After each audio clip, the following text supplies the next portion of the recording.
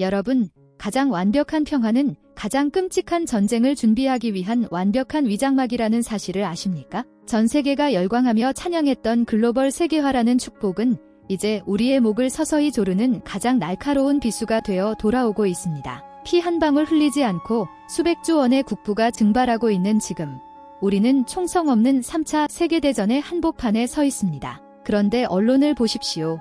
그저 이란의 핵 위협이나 미국의 보복 조치, 혹은 중동의 종교 갈등 같은 껍데기만 앵무새처럼 떠들어대고 있습니다. 오늘 이 영상에서는 철저히 가려져 있던 미중 패권 전쟁의 소름 돋는 진짜 밑그림을 낱낱이 까발려 드립니다. 이 영상을 끝까지 보지 않으신다면 다가올 거대한 경제적 빙하기 속에서 여러분의 지갑은 가장 먼저 털리게 될 것입니다. 자, 준비되셨습니까? 진실의 문을 열겠습니다. 도대체 왜 미국은 지구 반대편의 이란과 베네수엘라를 동시에 타격했을까요? 그 배후에는 전 세계를 지배하려는 거대한 붉은 용, 중국이 숨어 있었습니다. 역사적으로 신흥 강국이 부상할 때 기존 패권국과의 충돌은 불가피했습니다. 이를 투키디데스의 함정이라고 부르죠. 지난 500년간 16번의 패권 경쟁 중 12번이 끔찍한 전쟁으로 끝났습니다. 지금 우리가 목도하고 있는 미중 갈등은 단순한 무역 마찰이 아니라 21세기 글로벌 질서의 지배권을 둔 거대한 패권 전쟁의 서막입니다. 최근 미국의 행보가 심상치 않습니다. 2026년 1월 미 특수부대가 베네수엘라의 수도 카라카스에 침투해 마두로 대통령을 전격 체포했고, 이어 2월 말에는 이스라엘과 연합하여 이란의 심장부 테헤란을 폭격했습니다. 언론은 이를 마약 소탕이나 이란의 핵 위협 제거라고 보도하지만 지정학적 렌즈로 보면 진짜 타깃은 정확히 베이징을 향하고 있습니다. 베네수엘라와 이란은 중국의 막대한 에너지를 헐갑에 공급해온 핵심 파트너이자 맹방이었습니다. 중국은 석유를 담보로 베네수엘라 마두로 정권에 무려 150억 달러, 우리 돈 약 140조 원을 빌려주며 그들의 생명줄을 연장해 주었습니다. 미국과 전쟁이 나면 중동 석유가 끊길 것을 대비한 중국의 에너지 안보 보험이었던 셈이죠. 하지만 미군의 급습으로 마두로가 체포되면서 중국은 하루아침에 140조 원에 달하는 투자 자금의 증발 위기와 함께 남미의 핵심 에너지 거점을 잃게 되었습니다. 이란의 상황도 마찬가지입니다. 이란이 수출하는 원유의 80% 이상은 중국으로 흘러갑니다. 미국의 이번 이란 공습은 중국의 저가 에너지 공급망을 단번에 끊어버리고 1대1로의 중동 핵심 허브를 박살내려는 치밀한 다중봉쇄 전략의 일환입니다. 트럼프 행정부는 베네수엘라와 이란을 연달아 타격함으로써 중국의 숨통을 정확히 조이고 있는 것입니다. 그런데 중국은 왜 이렇게 무리하면서까지 미국의 눈엣 가시 같은 나라들에게 천문학적인 돈을 퍼부었던 걸까요? 그 해답은 바로 전 세계를 지배하는 보이지 않는 절대 권력, 달러 패권에 중국이 겁없이 도전장을 내밀었기 때문입니다. 미국 패권의 진짜 심장은 압도적인 군사력이 아니라 바로 페트로-달러 시스템입니다. 1974년 미국은 사우디아라비아와 밀약을 맺고 전 세계 석유 거래를 오직 달러로만 결제하도록 만들었습니다. 석유를 사려면 무조건 달러가 필요하니 지구상의 모든 나라가 경제 활동을 하는 순간 자동으로 미국의 달러를 수혈해주는 완벽한 제국이 완성된 것입니다. 그런데 중국이 브릭스를 앞세워 사우디를 끌어들이고 이란과 러시아를 묶어 위안화로 석유를 결제하는 탈달러 시스템을 구축대한 기둥을 흔들기 시작했습니다. 과거 이라크의 후세인과 리비아의 카다피가 달러 패권에 도전했다가 어떤 비참한 최후를 맞았는지 역사는 똑똑히 보여주고 있습니다. 미국은 이 도전을 절대 용납하지 않습니다. 여기에 더해 총성 없는 화학 전쟁이 벌어지고 있습니다. 미국에서 매년 수만 명의 목숨을 앗아가는 마약 펜타닐의 핵심 원료를 중국 화학기업들이 멕시코 카르텔에 공급하고 있습니다. 멕시코 카르텔이 벌어들인 막대한 달러 현금은 테더 같은 암호화폐를 통해 세탁되어 중국 부유층으로 흘러가는 기형적인 공생관계가 지하에서 돌아가고 있습니다. 암호화폐는 카르텔과 중국 공장을 잇는 보이지 않는 혈관이 되었습니다. 이에 미국은 멕시코 카르텔의 수장을 제거하고 중국의 돈줄을 끊기 위해 스테이블 코인을 합법화하여 중국의 금융 공격을 흡수하는 거대한 디지털 방패를 세워버렸습니다. 금융과 마약, 석유가 뒤엉킨 이 복잡한 전장에서 미국은 중국의 자금줄을 완벽하게 말려 죽이고 있습니다. 미국의 치밀한 금융 방패와 군사적 외곽 때리기에 중국 경제의 심장으로 향하던 혈관들이 하나둘씩 끊어지고 있습니다. 밖에서 피가 돌지 않자 이제 화려했던 중국 내부에서는 그야말로 끔찍한 지옥도가 펼쳐지기 시작합니다. 2018년 트럼프의 관세 부과로 촉발된 미중 무역 전쟁은 이제 반도체를 중심으로 한 하이테크 기술 전쟁으로 확전되었습니다. 현대전에서 첨단 반도체는 핵무기나 다름없는 권력의 핵심입니다. 미국의 대중국 반도체 수출 통제로 중국의 대미 반도체 수입은 약 31%나 급감했습니다. 특히 노광 장비나 전구체 가스 같은 대체 불가능한 첨단 공정에서 심각한 병목 현상이 발생하며 중국의 첨단 제조 능력 향상은 철저하게 억제당하고 있습니다. 경제 뉴스에서 자주 듣는 디커플링 전략이 최근 유럽을 중심으로 디리스킹, 즉 경제관계는 유지하되 핵심 안보 위험 요인만 핀셋으로 제거하는 방식으로 진화하며 중국을 더욱 촘촘하게 압박하고 있습니다.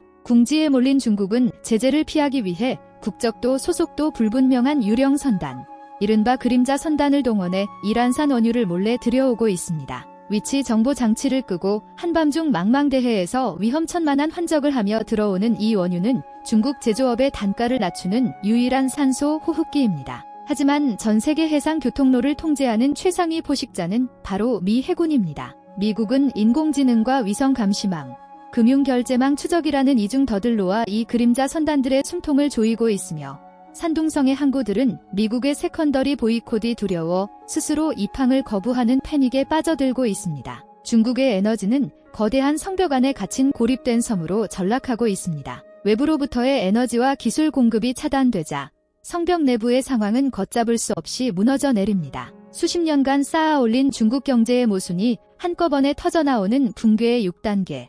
그 처참한 현실을 들여다보겠습니다. 붕괴의 첫 징후는 기업 현장에서 시작되었습니다. 절반에 가까운 일방적인 임금 삭감 통보에도 노동자들은 회사 밖으로 나가면 지옥이라는 것을 알기에 항의조차 하지 못하고 침묵을 선택합니다. 기업들은 이 공포를 이용해 생존을 담보로 한 잔인한 인질극을 벌이고 있죠. 연말 보너스가 사라지고 사탕 몇 개로 대체되는 비극 속에서 직장인들은 지갑을 완전히 닫아버렸고 중국 내수시장은 끔찍한 경제적 빙하기로 빠져들고 있습니다. 국가의 미래인 청년들의 상황은 더욱 절망적입니다. 정부가 빅테크와 사교육 시장에 철퇴를 가하면서 양질의 일자리가 순식간에 증발해버렸습니다. 명문대 석사를 마친 최고급 인재들이 살기 위해 배달코를 잡고 단순 조립 라인으로 내몰리고 있습니다. 희망을 잃은 청년들은 결국 스스로 경제활동을 포기하는 탕핑을 선택하며 국가의 성장 엔진을 스스로 꺼버리고 있습니다. 여기에 중국 경제의 가장 큰 아킬레스건인 부동산 거품이 폭발했습니다.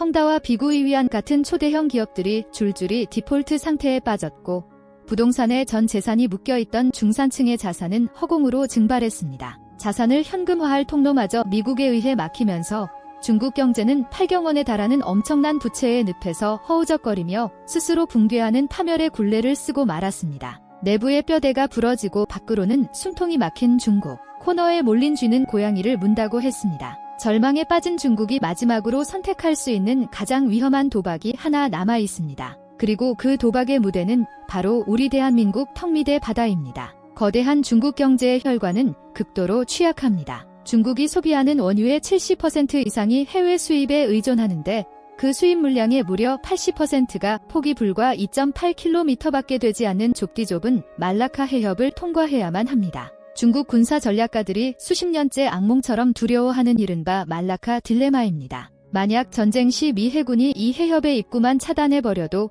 중국의 모든 공장들은 멈춰 서고 경제는 즉각 질식하게 됩니다. 이런 극단적인 압박 속에서 미중 패권의 결정적 시험대로 떠오르는 곳이 바로 대만입니다. 대만은 단순한 영토가 아니라 서방의 반도체 핵심 공급망이자 태평양으로 향하는 제1열도선의 군사적 방어선입니다. 미국의 싱크탱크들이 대만 침공을 가정한 수많은 워게임을 실시한 결과 미중 양측 모두 속전속결로 끝내지 못하고 수백 대의 함정과 전투기가 파괴되는 끔찍한 장기전의 늪에 빠질 것이라는 충격적인 전망이 나왔습니다. 최악의 경우 전황이 교착 상태에 빠지면 전술핵 무기 사용이라는 인류 최악의 임계점까지 도달할 위험성마저 도사리고 있습니다. 폭발 직전의 압력밥솥처럼 아시아의 바다는 지금 역사상 가장 위험한 화약고로 변모하고 있습니다. 미국과 중국의 무력 시위가 대만과 중동에서 극에 달하는 이 순간 우리 안방은 과연 안전할까요? 안타깝게도 이 거대한 고래 싸움에서 가장 먼저 피를 토하며 쓰러질 나라는 바로 대한민국입니다.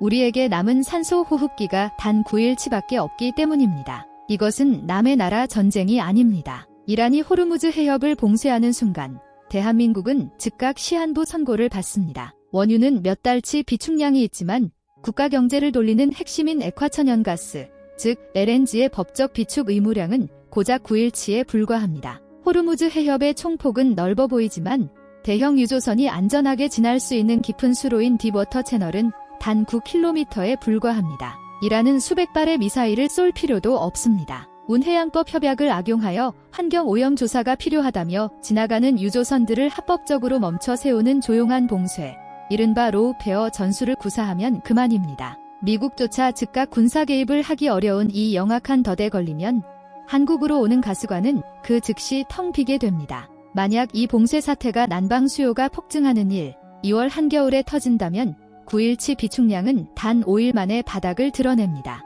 전국의 보일러가 꺼지고 반도체 공장의 전력 공급이 중단되며 엘리베이터에 갇힌 사람을 구할 전력조차 모자란 국가적 블랙아웃이라는 처참한 재난 영화가 현실이 됩니다. 기름 한 방울 나지 않는 우리가 가장 먼저 벼랑 끝으로 내몰리게 되는 잔혹한 구조입니다. 우리가 단 9일 만에 원시 시대로 돌아갈 위기에 처했는데도 굳건한 혈맹이라 믿었던 미국은 왜 이렇게 여유롭게 방관만 하고 있는 걸까요? 그들의 느긋한 미소 뒤에는 전 세계를 상대로 한소름 돋는 계산서가 숨겨져 있습니다. 과거엔 중동에서 기침만 해도 미국 함대가 즉각 달려갔습니다. 하지만 시일 혁명 이후 미국은 하루 1300만 배럴 이상을 뽑아내는 압도적인 세계 1위 산유국이자 에너지 자립국으로 거듭났습니다. 호르무즈 해협이 막혀 국제 유가가 $100, $150를 돌파하면 한국 같은 수입국은 무역 수지 적자로 피눈물을 흘리지만 미국의 에너지 메이저 기업들은 천문학적인 돈방석에 앉게 됩니다. 고유가는 텍사스의 산유주들에게 막대한 부를 안겨주고 이 돈은 다시 정치권의 로비 자금으로 흘러갑니다. 또한 폭탄이 떨어질 때마다 로키드 마틴, 레이시언 같은 미국의 거대 방산 업체들은 축배를 듭니다. 수백억 원짜리 벙커버스터 폭탄이 소모될 때마다 방산 공장이 돌아가고 이는 미국 경합주의 일자리 창출과 정치인들의 표로 직결됩니다. 정치적 위기에 몰린 트럼프가 외부의 적을 쳐서 내부의 시선을 돌리는 전형적인 웩 더 독 전략을 구사하기에 이보다 더 완벽한 무대는 없습니다. 결국 이 전쟁은 철저하게 미국의 정치와 자본 권력이 기획한 합리적인 비즈니스이며 그 판 위에서 한국의 개미들과 서민 경제만 속절없이 타들어가고 있는 형국입니다. 미국의 정치인들과 기업들이 전쟁의 불길 앞에서 샴페인을 터뜨리는 이 잔혹한 현실. 그렇다면 우리는 이대로 가만히 앉아서 가난의 구렁텅이로 빠져야만 하는 걸까요? 아닙니다. 이 미쳐 돌아가는 세계 질서 속에서도 반드시 부의 사다리는 존재합니다. 남들이 전쟁의 공포에 질려 패닉 셀링을 하고 9일 남은 카운트다운에 절망할 때 냉혹한 시나리오를 미리 읽고 대비한 사람에게 이번 위기는 평생 한 번 올까 말까 한 자산 증식의 대박엔세일 기간입니다. 이 무서운 것이 경제의 파도 속에서 살아남기 위한 첫 번째 전략은 당장 원화 비중을 줄이고 달러 자산의 비중을 폭발적으로 늘리는 것입니다. 에너지 위기로 무역 수지가 박살나면 원달러 환율은 1,500원을 가볍게 뚫고 치솟게 됩니다. 자산의 30% 이상을 미국 단기 국채나 달러 예금으로 바꾸어 튼튼한 방공호를 구축하십시오. 두 번째, 위기의 구조적 수혜를 입는 자산에 베팅하십시오. 단순히 코스피 지수를 들고 있으면 계좌는 녹아내립니다. 미국 에너지 인프라 ETF인 엑소리나 가스 운송, 글로벌 해운 운임 지수 관련 자산에 투자해 유가 폭등의 수혜를 당신의 계좌로 흡수해야 합니다. 역설적이게도 중동의 항로가 마비되면 노후 선박들이 퇴출되고 우회 항로 수요가 늘어나며 한국조선업은 전례 없는 슈퍼사이클을 맞이하게 됩니다. 압도적 기술력을 가진 한국 대형 조선사들의 수주잔고를 유심히 지켜보십시오.